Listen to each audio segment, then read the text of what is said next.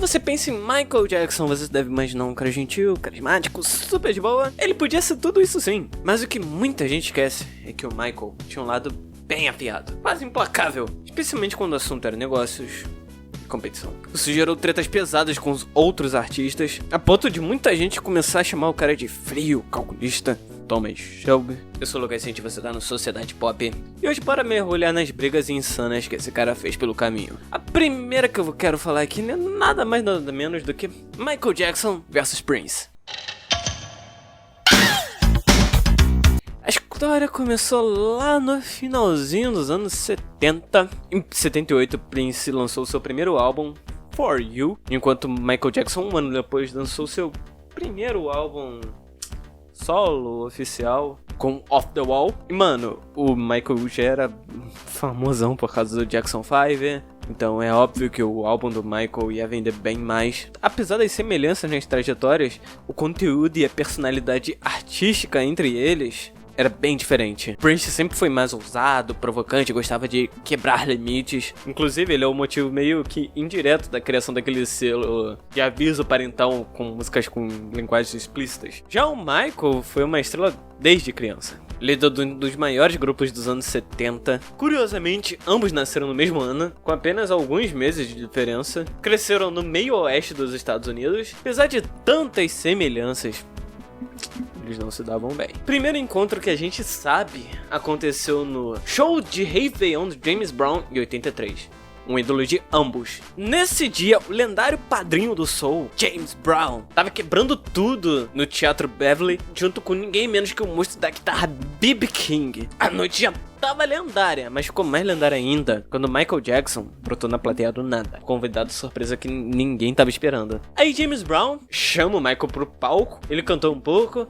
Depois ele chega suave no ouvidinho do James, sussurra que o Prince também tava na plateia e manda aquele: chama o Prince também aí, pô. Prince sobe no palco, ele vai pegar uma das guitarras de um dos caras da banda, só que ele vê que o instrumento tava todo zoado. Na hora ele percebe, ele simplesmente para de tocar, começa a dar uns passos de dança meio diferentes, bem diferentes.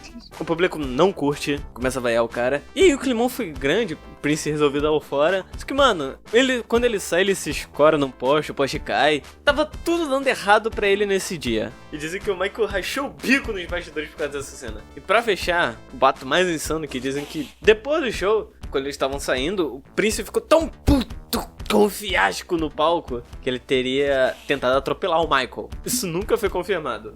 Depois disso tudo, anos depois, Prince lançou Purple Rain em 84. Incrível, por sinal. O mais aclamado da carreira dele. Lançou o cara para um nível superstar mundial. E aí, meu amigo, foi só gasolina no fogo.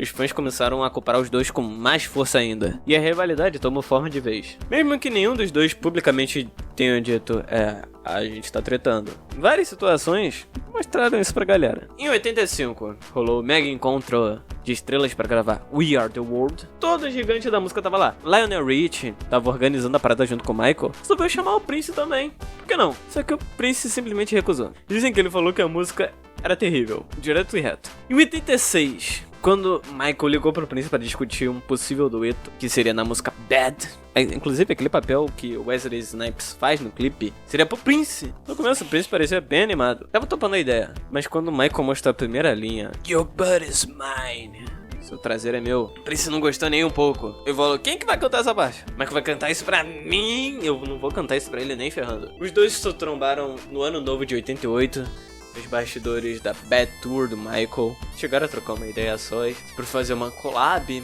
mas acabou não rolando nada. Corta pra 2006. Michael Jackson vai assistir um show do Prince com Will I Am, lá do Black Eyed Peas. Aí vem a cena, no meio da apresentação, o Prince simplesmente desce do palco, chega na frente do Michael e começa a tocar o baixo na cara dele.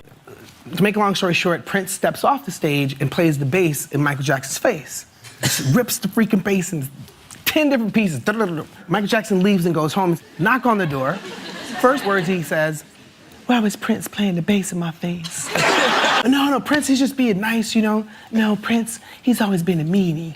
Pulamos pra 2009. Michael tenta falar com o Prince pra tentar fazer uma collab pro comeback gigantesco que ia ser dele na turnê This Is It. e o Prince novamente recusa. Somente depois da morte do Michael, o Prince pareceu mudar a postura. Quando soube da notícia, ele cancelou os ensaios, se trancou num quarto por dias. Depois ele chegou a incluir Don't Stop to Get Enough em seus shows. Em 2016, o Prince também faleceu, muito jovem. Amigos próximos lamentaram que os dois nunca tenham percebido o quanto eles tinham em comum enquanto havia tempo. Mesmo que a treta entre Michael e Prince tenha sido uma treta real, era mais uma rivalidade artística, por assim dizer. Uma treta que foi de verdade mesmo, foi Michael versus o Eminem.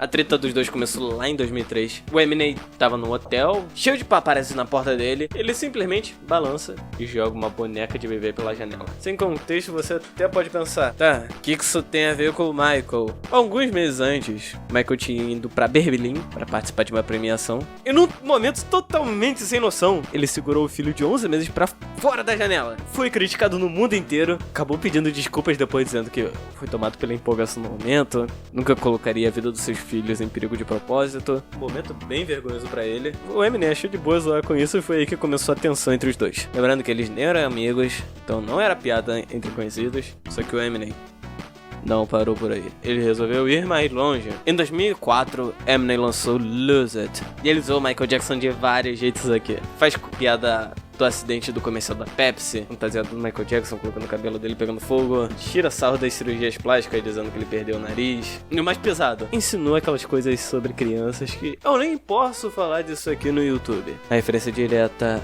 às acusações que o Michael estava enfrentando nessa época. Uma semana depois do lançamento, em outubro de 2004, Michael apareceu em programas de rádio para responder ao Eminem que a treta ficou séria de verdade.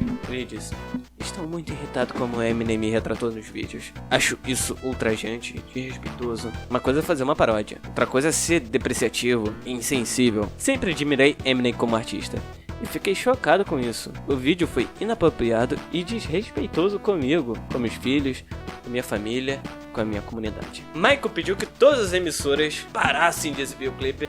Depois disso, Michael alegou que pretendia processar o Eminem e a gravadora, mas isso nunca foi levado adiante. Em 11 de novembro de 2004, um dia antes do lançamento do álbum Encore, que incluía a faixa, fãs do Michael se reuniram em frente ao prédio da MTV, protestando contra o lançamento do álbum do Eminem. O Michael Jackson ligou pra MTV agradecendo aos fãs pelo apoio por um momento difícil. Em resposta, o Eminem deu uma entrevista dizendo que era fã do Michael Jackson e que o clipe era só brincadeira, não tinha intenção de ofender o cara. Em 2006, o Michael deu outra entrevista, onde o assunto do Eminem voltou de novo. Michael novamente expressou sua decepção de como foi retratado. Depois disso, os dois nunca mais falaram nada publicamente um sobre o outro. Mas a treta não morreu aí, porque em maio de 2007, Michael comprou a Famous Music, 370 milhões de dólares. E adivinha? A empresa era dona de parte do catálogo do Eminem, incluindo hits gigantes como Without Me, Real Slim Shady. Nessa mesma leva também tinha artistas como a Shakira, mas o Eminem era com certeza os nomes mais valiosos do catálogo. E aí começou a fofoca. Muita gente disse que o Michael comprou esses direitos para se vingar de Lose It. Mas isso não é verdade, ele comprou o pacote completo, não só o Eminem. Mas vamos combinar, mesmo não sendo uma vingança planejada, é uma forma bem irônica de terminar essa treta, né? Michael passou a ganhar grana toda vez que o Eminem tocava no rádio, literalmente. Mesmo que a história do Eminem tenha terminado com o Michael literalmente virando dono de parte do catálogo dele, o Eminem não foi o único artista a passar por algo assim. O Michael já tinha repetido essa dose antes, com ninguém menos que Paul McCartney.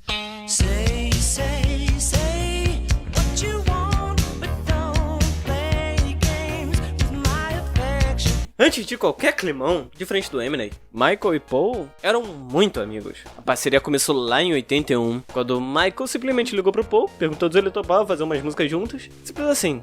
Logo depois o Michael foi até a casa do Paul, conheceu a esposa dele e os filhos, virou praticamente da família. E os dois ficaram super próximos. Entre 81 e 83, lançaram 3 musiquinhas juntos: The Girl's Mine, Say Say Say Man. A amizade só cresceu depois disso. Eles apareceram juntos no Brit Award em 83. Em outubro do mesmo ano, gravaram o icônico clipe de Say Say Say. A vibe entre os dois era ótima. Parceria forte, convivência constante e até planos de voltar pro estúdio. Mas tudo virou de cabeça para baixo em agosto de 85. Uma noite, durante um jantar em Londres, quando Michael estava hospedado na casa do Paul, eles começaram a falar sobre publicação musical e direitos autorais. No meio da conversa, Paul puxou um caderno cheio de anotações, uma lista das músicas das quais ele tinha os direitos. Ele virou pro Michael e falou algo do tipo: você precisa de um empresário bom de verdade, que o dinheiro vai entrar, mas também vai ser rapidinho se você não prestar atenção. E olha, você deveria pensar em investir em publicação musical. A real é que o Paul estava dando um conselho sincero pro Michael, que investir em catálogos musicais é inteligente, seguro e super lucrativo. E o Michael levou isso muito a sério. Tanto que ali mesmo, no meio da conversa, ele soltou: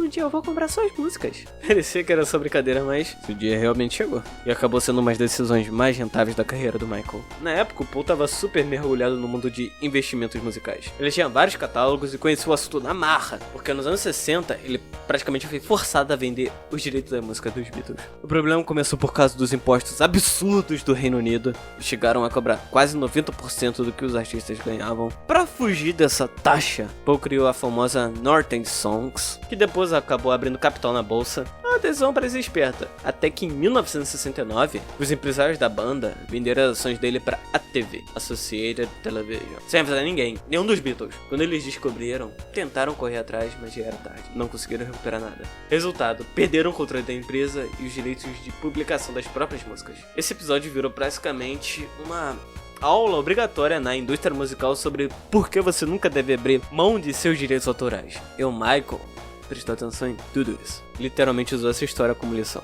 No ano seguinte, Michael começou a comprar vários catálogos musicais. No começo ele só pegava músicas que ele realmente curtia, coisas com valor afetivo. Quando a carreira dele explodiu de vez, ele começou a ficar muito famoso na carreira solo, ele entrou nesse jogo pra valer e começou a investir pesado nesse mercado. E aí, em 85, a equipe dele avisou que o catálogo gigante da ATV tava à venda, perguntou se ele queria entrar na disputa. O pacote não era só dos direitos autorais, vinha com estúdios, equipamentos e até apólices de seguro de vida de alguns artistas, incluindo do próprio Paul McCartney. O Paul tentou comprar a TV algumas vezes, só que nunca ofereceu um valor suficiente. Ele só queria a música dos Beatles de volta, não o pacote inteiro, que vinha com milhares de faixas extras. Só que, como os Beatles eram justamente a parte mais valiosa, a TV não queria vender picada a parada. Resultado, Michael foi lá e comprou a TV por 47 milhões de dólares, levando mais de 4 mil músicas, incluindo as dos Beatles. Quando o Paul descobriu isso, ele ficou pé da vida e chegou a dizer: acho meio desleal fazer algo assim, ser amigo de alguém e depois comprar o chão sob os pés dessa pessoa. A partir daí a relação deles azedou. Em 1990, eles apareceram juntos para tentar encerrar os rumores de que eles estavam brigados, mas no fundo Paul ainda estava irritado e frustrado com Michael por ter comprado as músicas dos Beatles sem consultá-lo. Paul disse a Michael que havia sido enganado quando era jovem e acabou vendendo seus direitos autorais. Agora se sentia atraído por um amigo lucrando com esse erro. Michael respondeu depois que nunca quis magoá-lo. Pouco depois, advogado de Paul entrou em contato com a equipe do Michael, afirmando que os dois haviam concordado em aumentar os royalties pro Paul. Mas quando perguntaram pro Michael, ele negou que esse acordo existisse. Nos bastidores, Michael acreditava que o Paul teve várias oportunidades para recomprar suas músicas, mas nunca fez por economia. Então agora que ele era o dono, não via motivo para corrigir a situação. Depois da morte de Michael, em 2009, Paul ficou meio de boas com ele. Sempre lembrava dos momentos que viveram juntos e dizia que já não sentia mais tanta raiva pelo que aconteceu. E ele até admite que sua reação na época fazia sentido, mas hoje não ficaria mais preso nessa parada. Logo após a morte do Michael, rolou até um boato de que ele teria deixado testamento pro Paul e receberia de volta os direitos das músicas dos Beatles, mas isso nunca passou de um rumor. No fim de 2018, Paul conseguiu recuperar boa parte do catálogo dele, entrando com um processo contra a Sony TV, usando brechas legais que permitem que compositores retomem suas músicas depois de décadas. Ele conseguiu um acordo privado e tudo se resolveu. Então, no fim das contas, é meio doido pensar que o Paulson recuperou suas próprias músicas quase 50 anos depois de ter perdido seus direitos. E é isso, essas daqui são algumas tretas que o Michael Jackson se envolveu. Claro que tem muito mais. Se quiser a parte 2, coloque aqui nos comentários. Se inscreva no canal se quer saber mais assuntos de cultura pop, filmes, séries, quadrinhos, música. Estamos aqui. Vire membro se puder. Curta o vídeo, entra no grupo do Discord, vai estar tudo aqui na descrição. E por hoje é isso. Até o próximo vídeo, galera. E tchau!